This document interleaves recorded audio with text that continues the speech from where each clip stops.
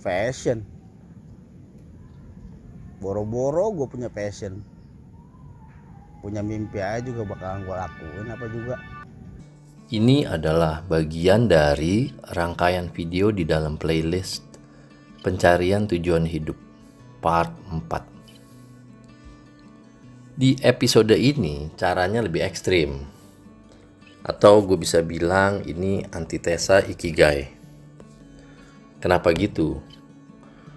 Di episode sebelumnya dengan Ikigai, kita mencari jalan hidup dari pekerjaan yang kita suka, yang kita jago, terus dikombinasiin dengan sesuatu yang orang banyak butuh. Orang banyak itu mau bayar. Ya ibaratnya Ikigai berangkat dari passion lo. Setelah itu lo cari why atau kenapanya atau tujuan hidupnya yang masih berhubungan dengan hasil Ikigai tadi. Nah, di episode kali ini kebalikannya. Lo tentuin tujuan hidup lo. Visi lo mau jadi apa, lo mau bangun apa, lo mau dikenal seperti apa. Terus rencanain jalan menuju ke sana.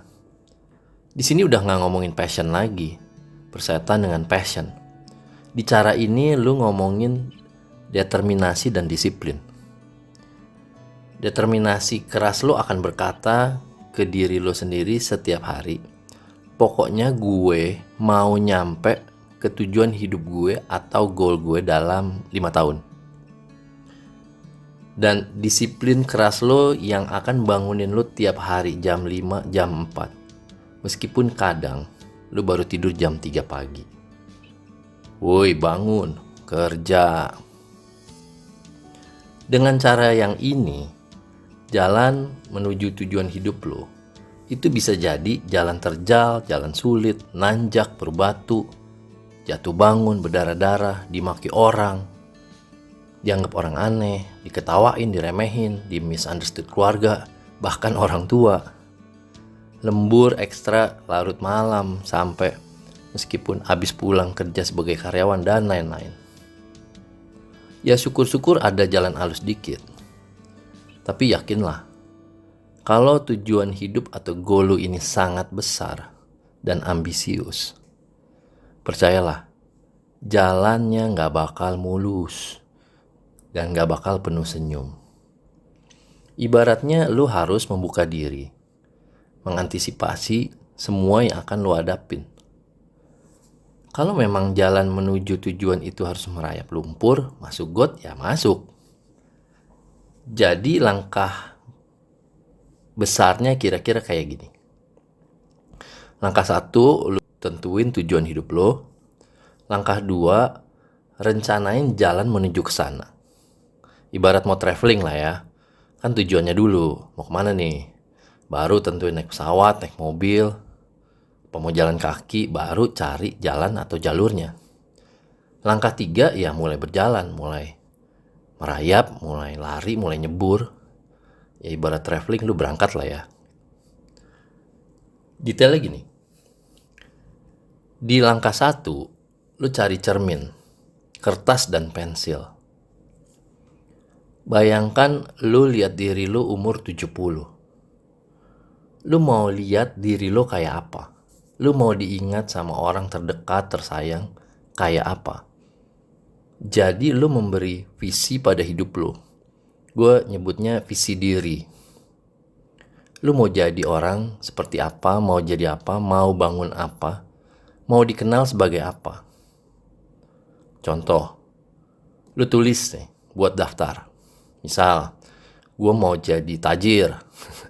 Banyakan orang gitu kali ya. Tapi itu terlalu general. Tajir karena apa? Karena usaha, karena kerja, karena karir, karena dapat warisan, banyak.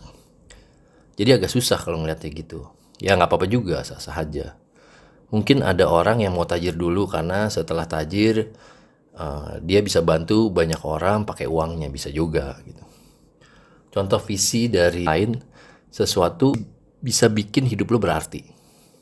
Misal, gue mau dikenal telah menyelamatkan banyak orang kelaparan. Gue mau bangun yayasan, lewat yayasan gue, lewat panti asuhan gue, atau apapun. Gue bisa kasih makan pendidikan ke anak-anak yang kurang beruntung. Yang pasti jangan terlalu general, dan pastikan itu sesuatu yang berarti. Langkah kedua, masih di depan cermin, lihat diri lo saat ini. Apakah sudah menuju ke arah sana? Pekerjaan lo, hobi lo, hal waktu senggang lo, bacaan lo, buku-buku lo. Apakah semua itu align dengan visi diri lo tadi? Habis itu lo rencanain langkah-langkah apa yang bisa membuat lo menuju ke arah sana. Ya seperti merencanakan perjalanan traveling gitu ya. Dan jangan lupa, kayak jalur di Google Maps, setelah lo nentuin destinasi, setiap jalur yang lo ambil itu ada waktu tempuhnya. Dengan tujuan yang sama. Jalur 1 6 bulan, jalur 2 3 tahun. Jalur 3 waktu tempuhnya 5 tahun. Yang mana? Makanya perlu perencanaan.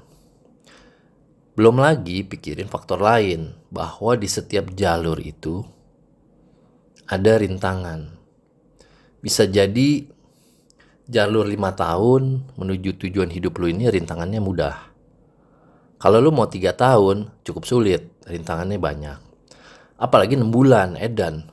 Kayaknya nggak mungkin ngelewatinnya. Tapi ya nggak ada yang nggak mungkin. Nggak gampang, tapi nggak ada yang nggak mungkin. Tapi paling nggak, kita udah dapet mau jalur yang mana. Dan jangan kelamaan. Ngerencanain kelamaan itu jadinya malah buang waktu. Anyway, di tengah jalan boleh kok ganti jalur. Kan gitu ya kalau Google Maps ya. Langkah 3, kalau udah set tujuan dan rencana jalurnya, ya mulai bekerja. Menyusuri jalan yang lo rencanain tadi. Nih ya contoh yang realistis gini misalnya. Tujuan hidup lo membantu orang dengan membangun perusahaan startup di bidang teknologi berbasis aplikasi. Tapi lo nggak punya kemampuan teknologi, nol sama sekali. Ini kalau dilihat dari prinsip Ikigai udah nggak banget. Kan pertanyaan pertama, apa yang lo bisa kerjain? Ini mah udah nggak banget. Orang kita nggak punya kemampuan teknologi itu gitu kan.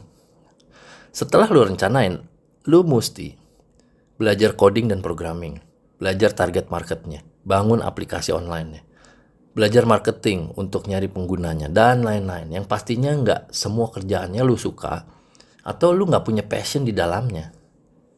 Dan juga nggak semuanya lo punya kemampuan di bidang itu. Misal dari SMA sampai kuliah lo di bidang sosial ekonomi, lah ini suruh belajar programming. Tapi ya sekali lagi, nggak ada yang nggak mungkin. Ya gimana? Harus. Karena ini tujuan lo. Gue bisa bilang, cara ini, mencari tujuan hidup dengan cara ini, itu jalur ekstrim. Orang-orang yang punya personality kuat, orang-orang yang disiplin, yang nggak perlu motivasi hidup. Yang namanya motivasi udah tertanam di dalam jiwa dan pikirannya, udah nggak perlu lagi motivator. Dan punya nyali terhadap kegagalan. Kalau lo tipe orang kayak gini, ya bisa ambil cara ini dalam menentukan tujuan hidup lo. Kalau lo orangnya harus suka dengan yang lo kerjakan tiap hari, ya bisa ambil cara Ikigai di episode gue sebelumnya. Sekali lagi nggak ada yang salah atau benar, semuanya itu pilihan lo. Jadi analoginya gini, kalau cara ekstrim ini, cara antitesa Ikigai, lu tentuin destinationnya, lu rencanain jalurnya, terus lu jalanin jalurnya, no matter how hard. Jangan mikir bakal menikmati journey-nya. Kalau enak ya syukur, kalau enggak ya adepin aja. Sementara di episode gue sebelumnya, cara Ikigai, lu cari journey-nya, jalan yang lu suka, baru tentuin destinasinya. Nah, ini dipastikan lo akan menikmati journey-nya. Kalau menurut gue, cara Ikigai ini agak beresiko. Atau cara di episode sebelumnya. Atau lo cari episode-episode atau video-video di YouTube tentang Ikigai. Agak beresiko menurut gue. Karena saat lo menemukan jalan yang lo gak suka, dan kemungkinan besar pasti ketemu, bisa aja lo berhenti, gak melanjutkan perjalanan itu, atau ganti jalur, atau berpotensi bikin lo stres. Karena dari awal lo gak bisa antisipasi. bakal ada jalan yang lu gak suka. Jadi, cara ekstrim antitesis Ikigai ini boleh jadi pilihan yang lebih baik. Nah, lu mau cara yang mana? Sekali lagi, mesti lihat diri sendiri dulu. Lu tipe orang kayak apa? Di episode berikutnya, gue mau berbagi cara lain mencari tujuan hidup. Stay subscribe.